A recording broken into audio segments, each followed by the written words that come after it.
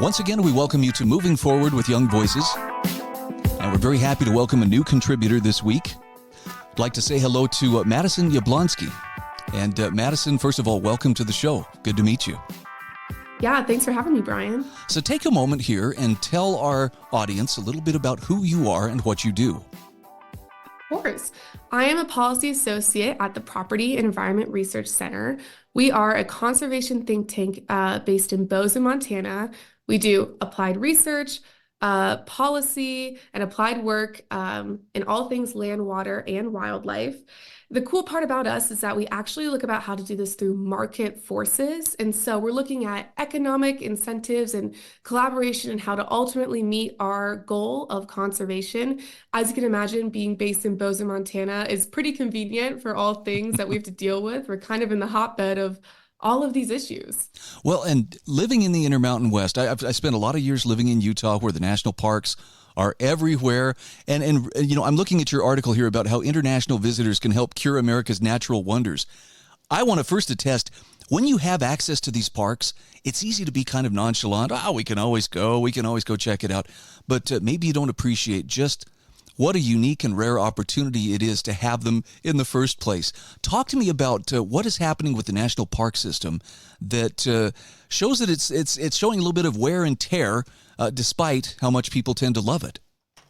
Yeah, Brian, that's a really good point. Yellowstone National Park is right here in my backyard, and not just in Yellowstone, but kind of all across the country, we're seeing an infrastructure problem at our parks, and that makes a lot of sense. There's been increased visitation over the years in national parks, but our budgets have stayed the same, and so there's a natural wear and tear that happens with that, and that looks a lot like crumbling bridges, roads that are not up to the quality that they used to be, neglected campsites, and rundown outhouses, and so there is certainly quite the neglected maintenance. And that's about $22 billion that would be needed to address all of that maintenance throughout all of our national parks. And this is not because everybody's ignoring the parks and that's why they just sit there, you know, basically crumbling from misuse.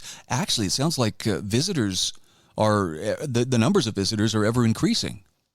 Yeah, you know, it's actually, I think it's a good thing in the sense that people are just loving our parks too much.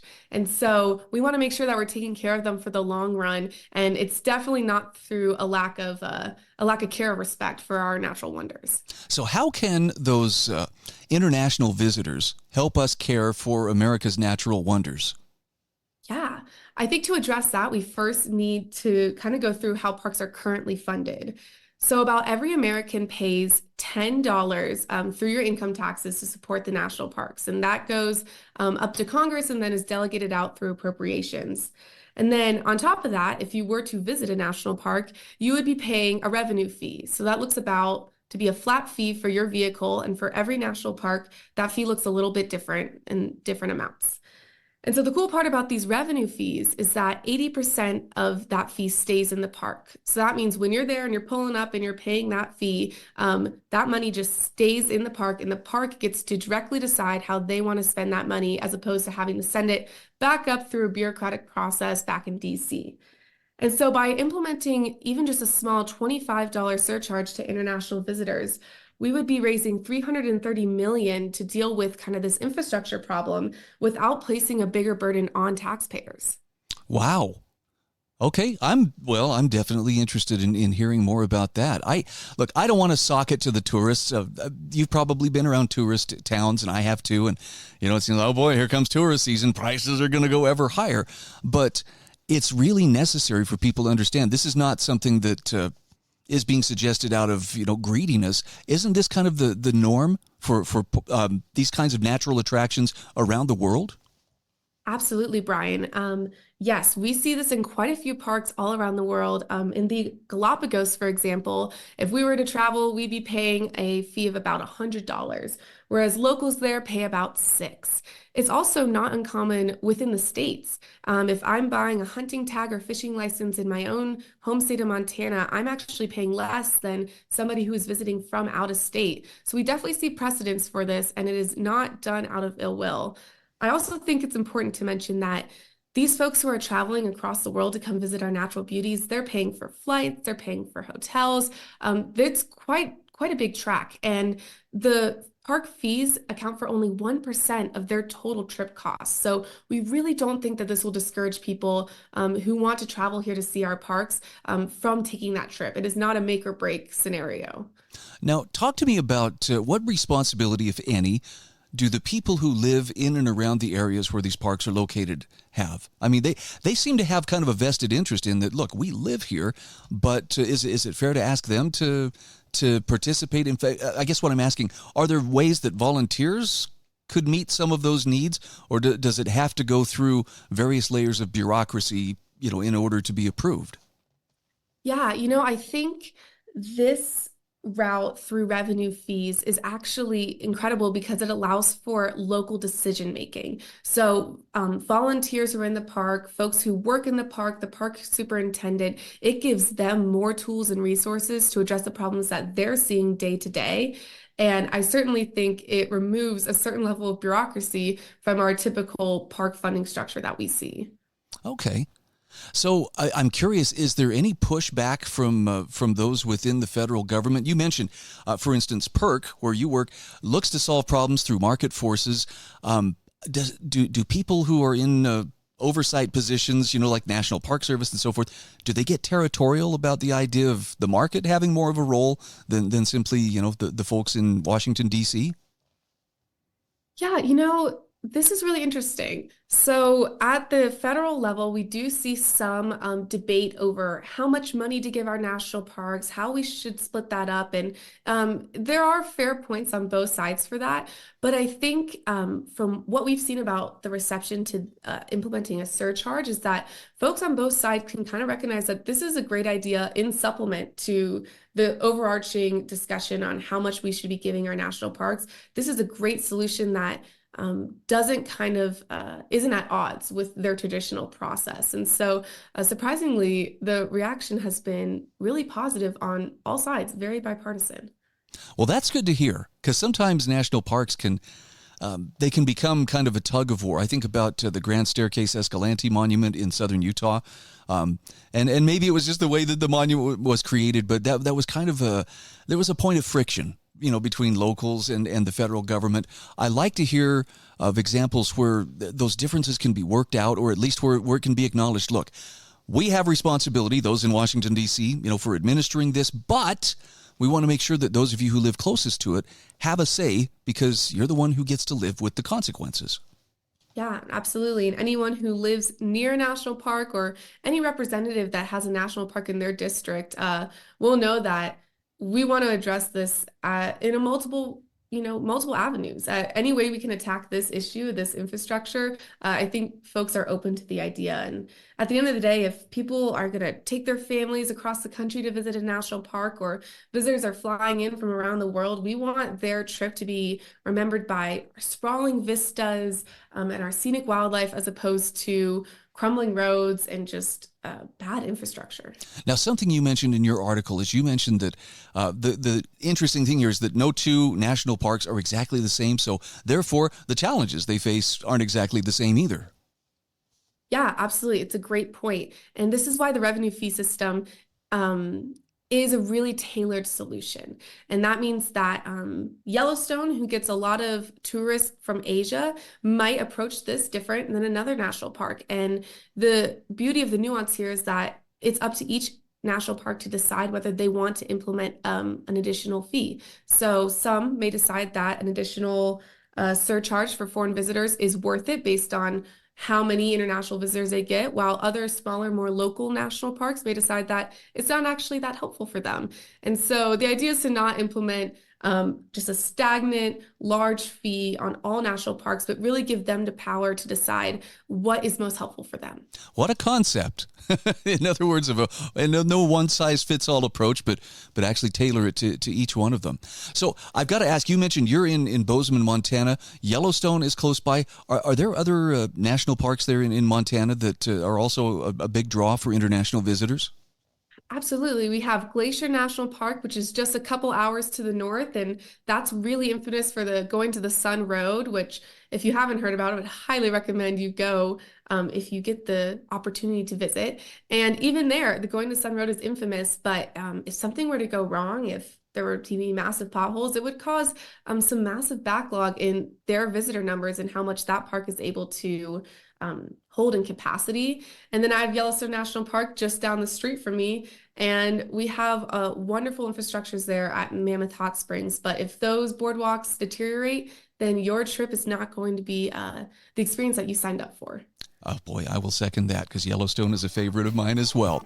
Again, we're talking with Madison Yablonski. She is a policy associate at the Property and Environment Research Center and also a member of the Young Voices Contributor Program. Madison, where can people follow you on social media? Yeah, you can follow me at Twitter at Madison Yablon, or you can find our research at perc.org. That's PERC.org. Thanks for having me, Brian. Thank you.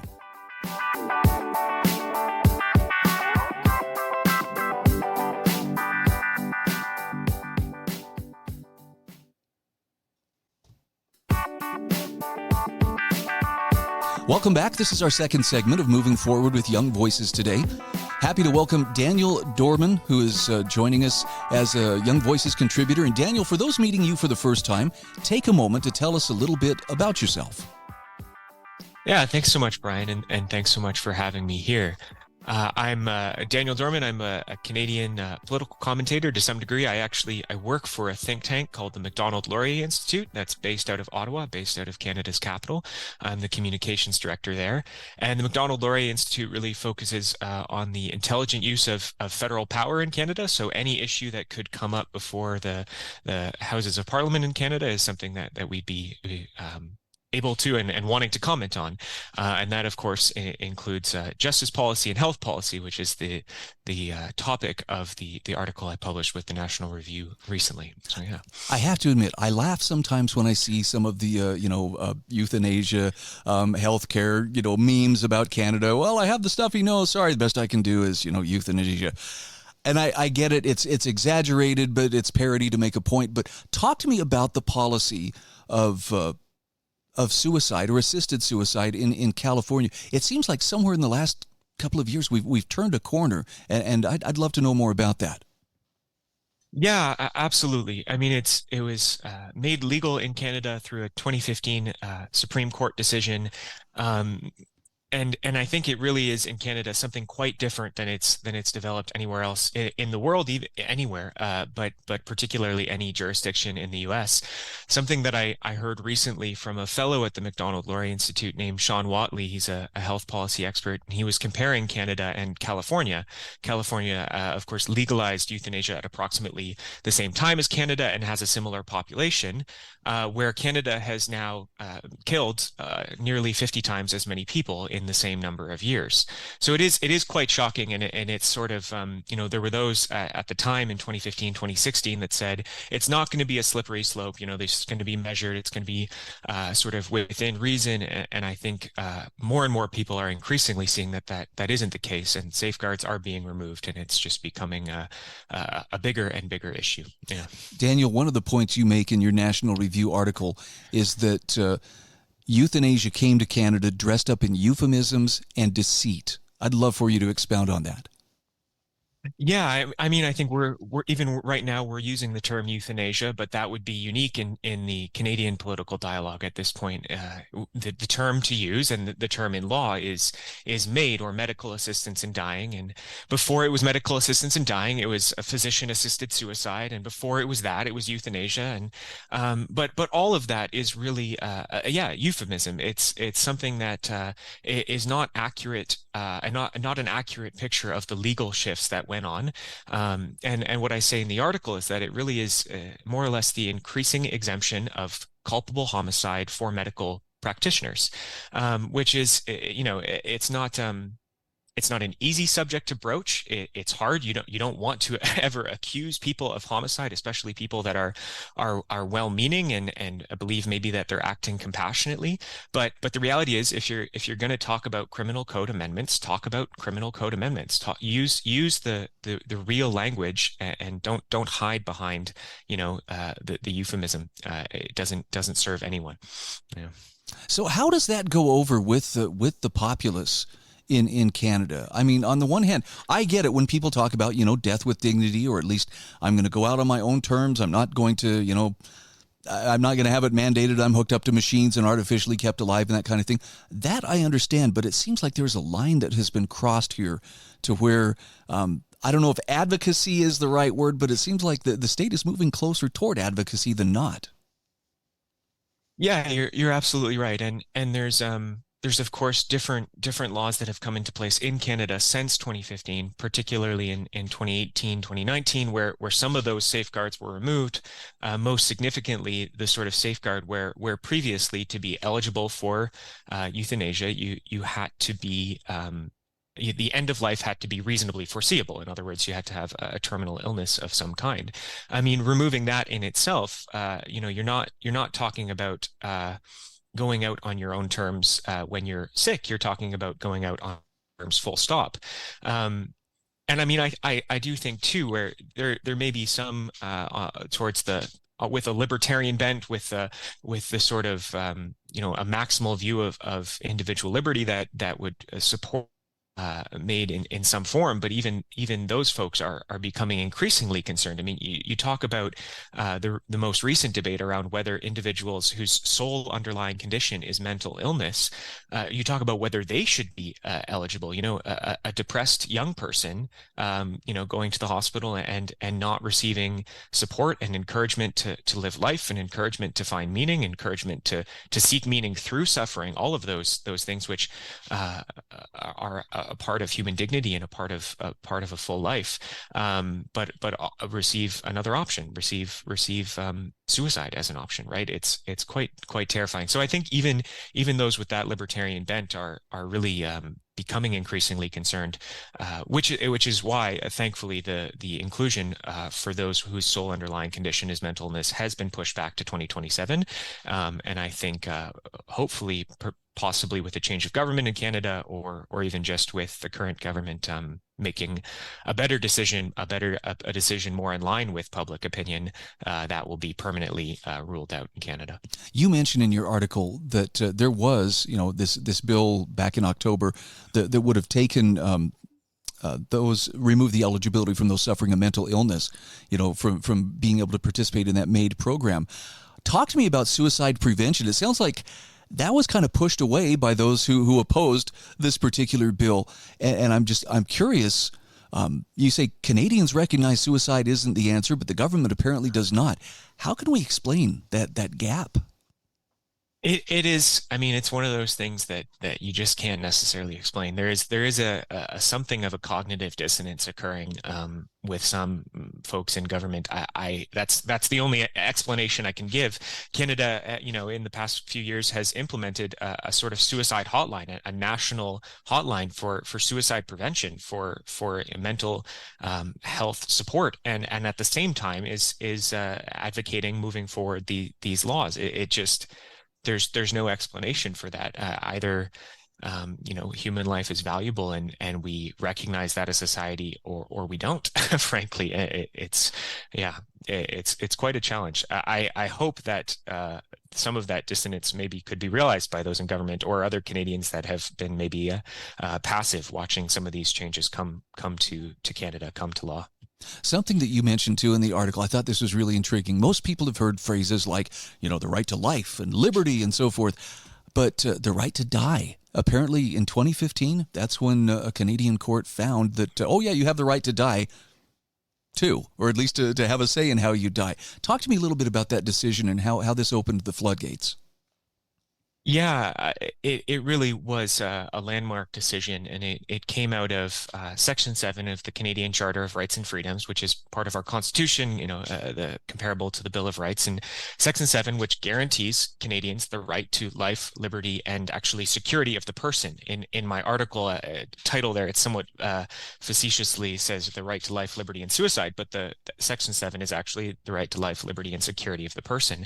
And now I could not I wouldn't have time to explain the legal gymnastics, the legal linguistic gymnastics that the Supreme Court jumped through to get from the right to life to the right to death, but that is essentially what happened, and that's where I bring in Orwell and say, like, this is a real life instance of doublespeak. Like, you can't define security of the person as the right to suicide. There's just no reasonable way to do that. Certainly not in a way that a civilian person could be expected to anticipate that would be found in the law.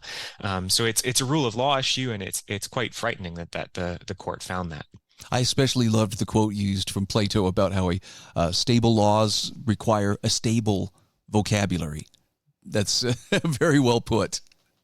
Yeah, I mean, it's a lesson Western society learned 2,300 years ago or so. The fact that we're still needing to learn it is a little sad, but it's important. You can't have a stable country. You can't have the rule of law. You can't have justice without clear vocabulary. Again, so it's very important. We're talking with Daniel Dorman. He is a Young Voices contributor. Daniel, where can people find you on social media? Yeah, you're welcome to find me on X, Twitter, just Daniel Dorman _. Love to chat with you there. Thanks so much, Brian, for having me on. Really appreciate it.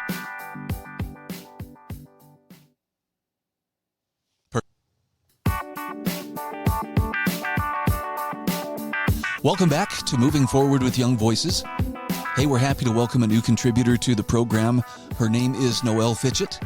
Noelle, good to meet you. Take a second here and tell us just a little bit about who you are and what you do. Hi, Brian. Thanks so much for having me. Super excited to be here. I am from Los Angeles, California. I'm a first-gen college student, and the reason that I say that is because really issues relating to immigration really touch a personal nerve, and as well as they're of great importance to me, and as a Californian, they directly impact us as well. So I write about immigration, Gen Z, and religious liberty, and I'm super excited to be here. Well, there's a lot of attention on border policies right now, and I have to wonder, okay, how much of this is the product of being political talking points? It's an election year after all, although you have a wonderful article in thepoliticalinsider.com about the disregarded victims of lax border policies, and that tells me there may be more to this than just political talking points. Set the stage for us, if you will, Noelle. When we talk about lax border policies, what would that encompass? Yeah, absolutely. I think that some of the victims that are really disregarded during a lot of the politicalization of the border is the immigrants themselves, and specifically those that are coming from countries like Guatemala, and other Latin countries where they are seeking a better home, but they are lied to by traffickers. And so a result of that is having not having a proper system where each individual that's coming through the border is vetted properly. And we're seeing a lot of that specifically with teenagers who are being brought over and are being forced into labor. And a lot of children actually as young as the age of 10. Now, I was looking at your article, and I have to admit, I've always been more of an open borders kind of guy, meaning I don't want walls because I believe it's too easy for walls to become a containment rather than a prevention of people coming in, depending on which way the guards are facing. But you make a very good point here that the idea that we should welcome the foreigner and love our neighbor, there's validity to that sentiment, but we have to temper that with some realities too. What are some of the things that we have to take into consideration as far as we can't just simply throw the doors open? Why is that? Yeah, absolutely. It's because America is among the top destinations for child trafficking and exploitation.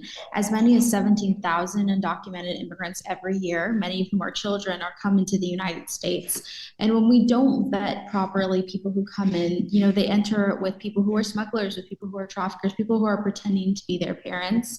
There's more slaves that exist today than any other time in history. And specifically, Latinos are the largest demographic to be labor trafficked.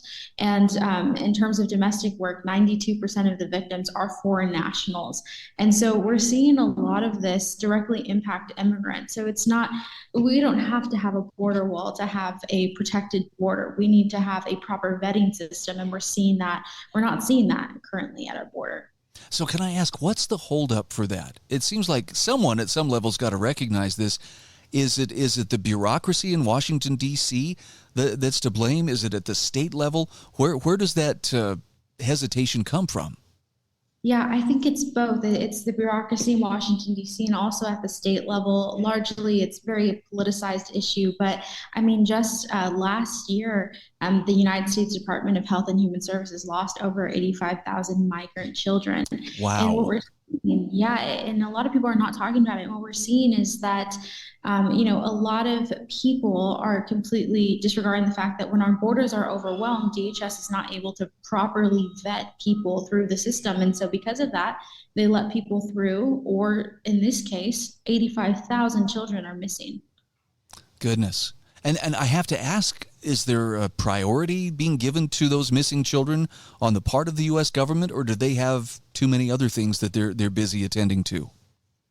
We've heard DHS address that this was an issue and that it happened, but I and many others have not heard anything from the Biden administration address this major issue that happened.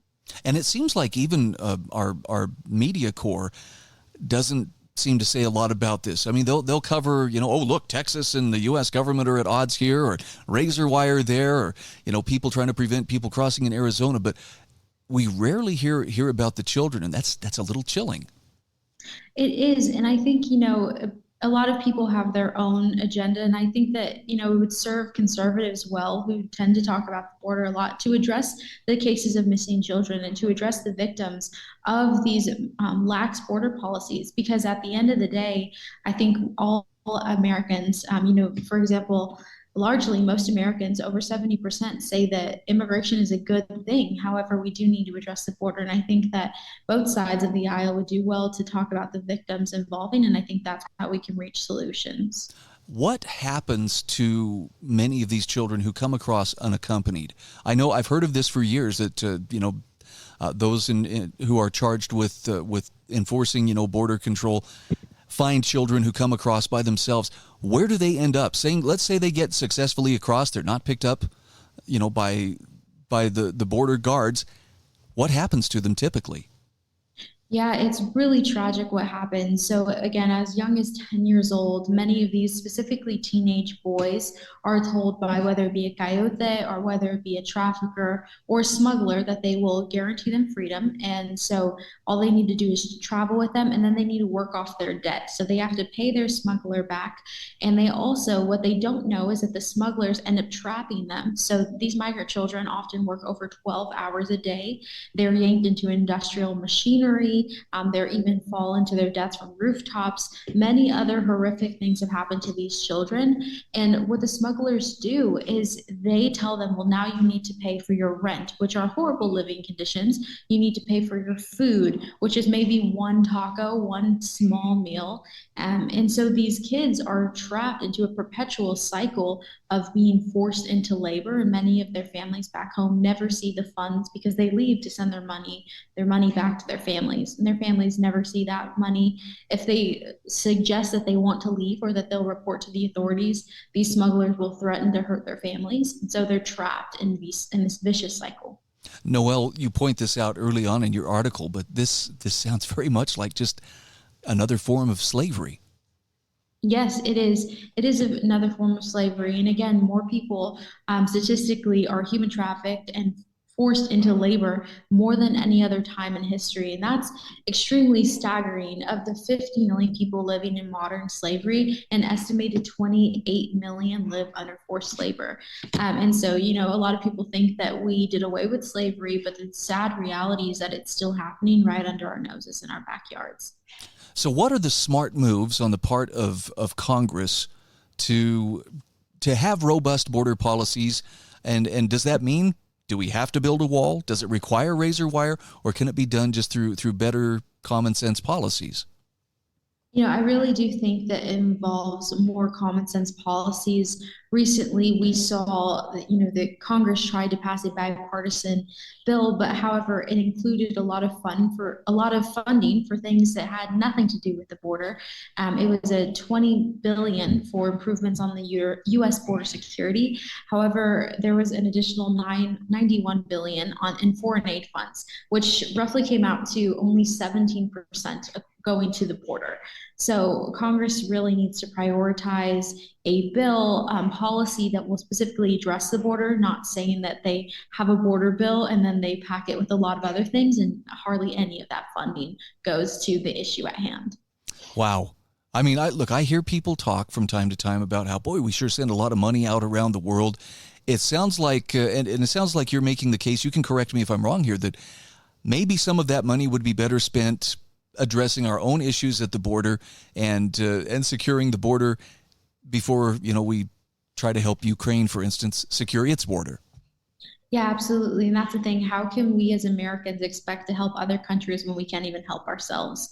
And especially the taxpayers and our next door neighbor in Latin America. So, of course, I think we definitely need to prioritize our neighbors ourselves before we try to save other countries when, frankly, we are not doing very well for ourselves in that particular issue of the border. Now, I hear concerns that, we're seeing a strong wave of anti-immigrant sentiment sweeping across the nation. You point out, though, actually, there's quite a few Americans who agree that immigration is a positive. Yes, absolutely. Majority of Americans do support immigration. Nearly 70% of Americans agree that that immigration is a positive good. And although we do see, some of the negative sentiment towards immigrants, unfortunately, I think that the most polarizing views are amplified through social media because of our algorithms. But the reality is that most Americans support and see immigration as a net positive. All right. Again, we are talking with Noelle Fitchett, and she is a Young Voices contributor. And Noelle, I know there are no easy answers here, but for people to get good, solid information, are there any information resources you have found particularly valuable for understanding the border issues? Yeah, absolutely. When it comes to specifically forced labor and human trafficking, I would recommend the Polaris Project. They do excellent research, and it's a great way to see what's exactly happening to the immigrants and just people who are victims of human trafficking across the world. And where can people find you on social media? So you can find me at Noelle Fitchett on X/Twitter and Noelle Fitchett on Instagram and all social media platforms. I'm the only Noelle Fitchett in the States, so it should be pretty easy. All right. Very good to visit with you. Thank you so much. Thank you so much, Brian.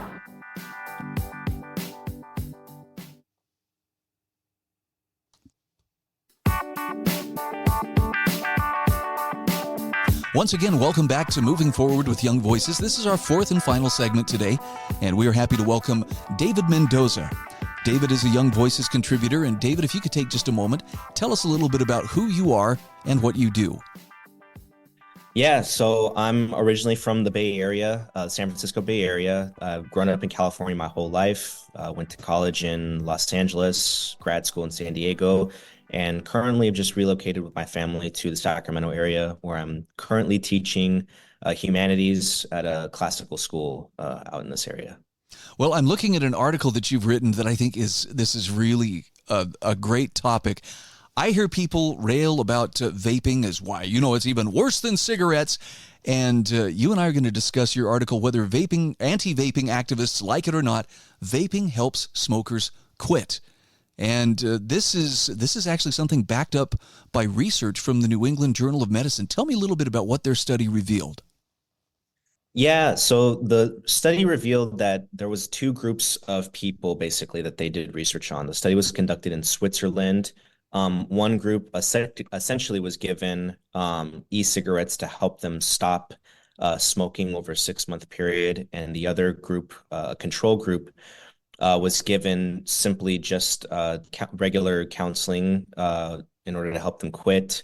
And in long story short, the group that was in that received e-cigarettes to help them quit, they actually saw a higher percentage rate of quitting smoking at 28% as opposed to 16% for the control group. And so the study actually summarized their conclusion of their findings, saying that e-cigarettes are a good addition to standard smoking cessation counseling, and it results in greater abstinence from tobacco use among smokers than smoking cessation counseling alone. Now, that's not the same thing as saying vaping is good for you, right? Yes, it's not the same as saying vaping is good for you, but vaping is a sort of harm reduction alternative to traditional cigarettes. So the study's not saying go out and start vaping because, it's going to give you health benefits, but it's saying that if you are smoking traditional cigarettes, then you should be, then vaping can help you if you're trying to quit, and it's a less harmful threat to public health and really just individuals' health than traditional combustion-based cigarettes. So let's talk about the bad rap that vaping seems to get from various levels of government, and I'm not sure how the the health sector in American society approaches it. But let's start with government. It seems like a lot of government leaders are, well, we're going to outlaw vaping, or we're going to make it very prohibitively expensive. What are they missing? Yeah, so you've seen a number of bans go into effect, and most particularly, you've seen them go into effect in Massachusetts and now recently in California. So I actually wrote another article previously talking about the Massachusetts ban and other bans as well.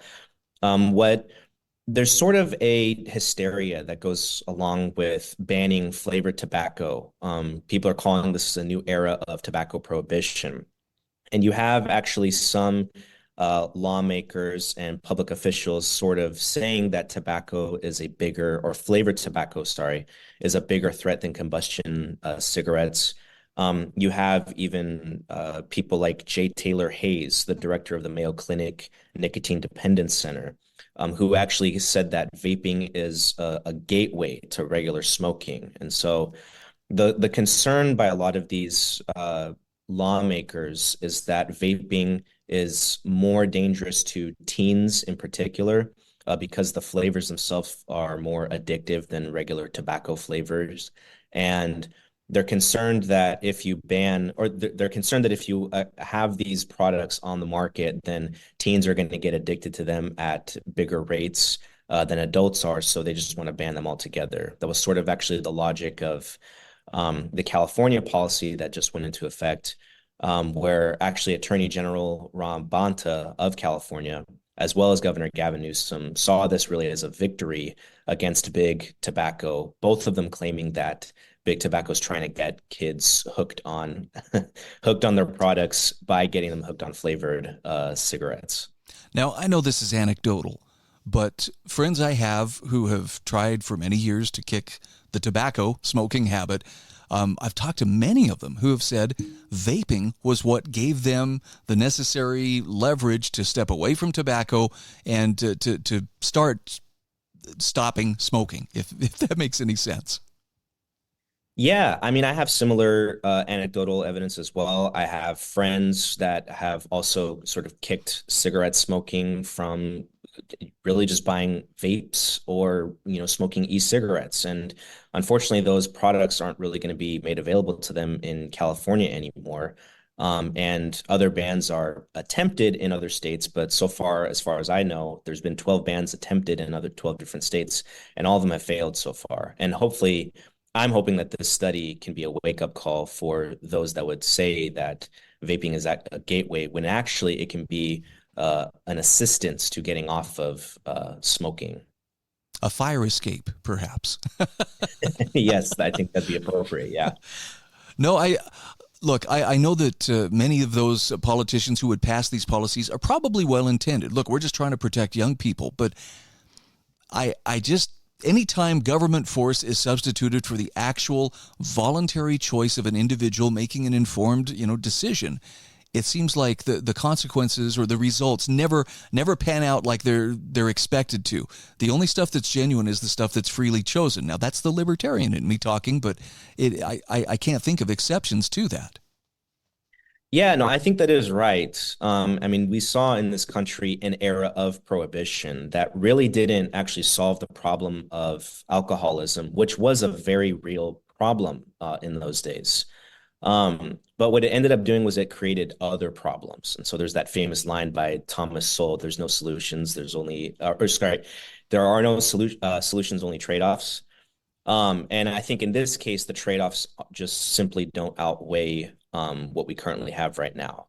What you're finding also is that these bans effectively don't actually stop the use of cigarettes or the use of even these vaping products, because it really just ends up driving the market underground, and teens and adults can obtain these products through illicit markets. And what ends up happening is that those markets are not regulated at all. So you quite literally don't know what you're putting into your body. And I live in Sacramento. Reno is very close to it's very quick to drive over the mountain to go to Nevada, where these bans aren't in effect. So people can quite literally just go across the border, come back, and nobody would ever know. Yeah, I mean, what you're saying though, are these things that we learned with prohibition, right? You drive that industry underground. The demand is still there. People will still find a way to do it. But now they're dealing with, is it bathtub gin or the vape equivalent of bathtub gin, and it also creates criminals where there were none before. So who are the voices of reason on this? Are there any voices of reason that would, ask the government, please step back and don't make this problem worse by banning things? Yeah, so I think that there are a number of people that have been sort of outspoken about this, including there was an editorial that was released by Nancy Rigotti, I believe her name is. She's a researcher at Harvard, as well as Massachusetts General Hospital. And she, in her editorial on the study, she actually recommended that policymakers do need to reconsider their bans when it comes to this. Public health officials need to pay attention to this, she said, because this study actually goes against the prevailing narrative that vaping is causing more of a public health risk than traditional cigarettes, essentially. And so I think we're going to start seeing more researchers sort of push back against this sort of boogeyman narrative surrounding e-cigarettes, and I'm looking forward to seeing more of those. And again, for those states that are considering perhaps enacting laws to ban vaping, what was the study again that shows that this actually does have the effect of helping people come away from cigarette smoking? Yeah, it was a study that was released by the New England Journal of Medicine, and they concluded that vaping does in fact help with the process of getting off of traditional combustion cigarettes. And it was just released in a report, I believe at the beginning of this year. It was a study conducted in Switzerland, but that's where they can find it. It is the New England Journal of Medicine. And I would actually recommend that they also look at the editorial released by Nancy Rigotti, who also, I believe, participated in this study that is available now. Again, we are talking with David Mendoza. He is a Young Voices contributor. And David, I really appreciate you getting the word out on this. I know it's a subject that can provoke some reactions from people. And I know it's all bad, but if there's a better way, I'm grateful for voices like yours that are helping people, sort fact from fiction. Where can you be found on social media? Where can people find your work? Yeah, so I've been published in the Orange County Register. That's where the piece was originally written for. But I am also available on Twitter as well as LinkedIn. My handle should be DA Mendoza 93 on Twitter. All right. Pleasure visiting with you. I hope we get a chance to talk again soon. Thank you very much for having me.